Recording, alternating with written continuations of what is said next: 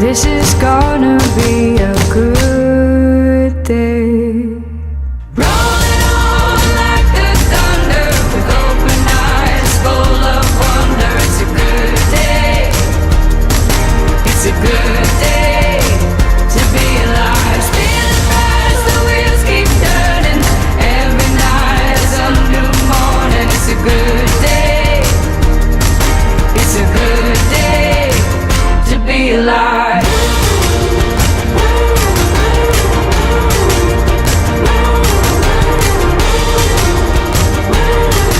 It's a good day to be alive.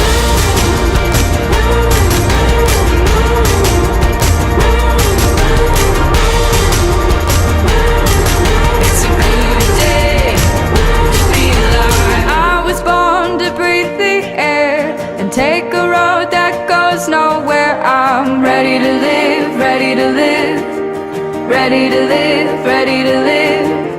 Like a dove I fly away. Now's the time, today's the day. Now it begins, now it begins. Now it begins, now it begins. This is gonna be a good day. Rolling on like the thunder with open eyes full of wonder. It's a good day. It's a good day to be alive. Spinning fast, the wheels keep turning. Every night is a new morning. It's a good day. It's a good day to be alive.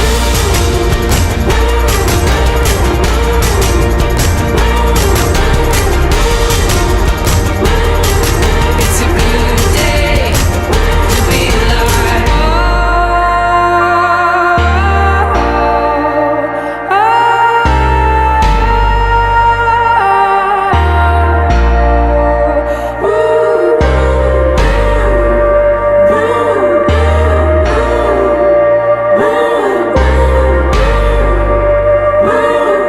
It's a good day to be alive. Merry Christmas po. Thank you po. Merry Christmas po.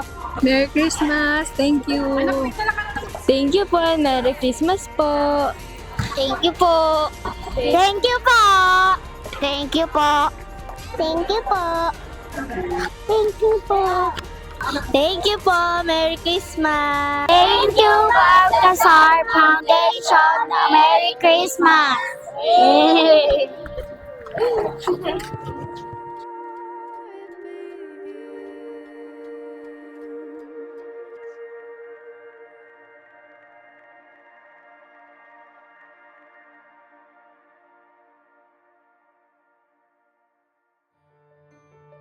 Ako po si Rina Morales, President ng Fight Warriors Foundation ng San Pedro, Laguna.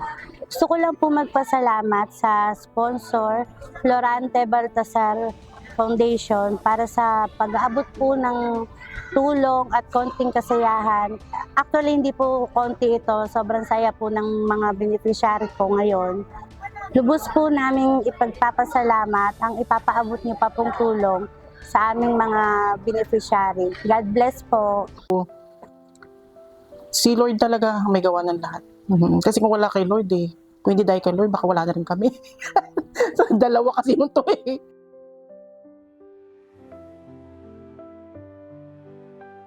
Ito kasi medyo malala yung lungs, covered na nga. So medyo, ano na siya.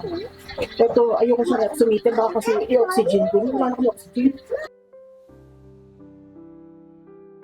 Ano nga lang, Pastor, hindi naman tayo bibigyan ni Lord ng problema na niya kaya. Di ba, Pastor?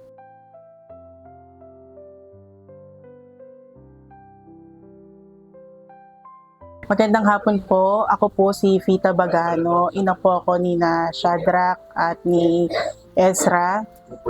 Meron po silang kondisyon, na-diagnose po sila ng 2 taon ng late development autism. At si Ezra po, meron pong cerebral palsy. So, bilang isang ina po na merong anak na special na 2, malaki po talaga ang pangangailangan. when it comes to financial po. Kasi marami po silang maintenance, sa hika po, sa seashores. So, lahat po ito ay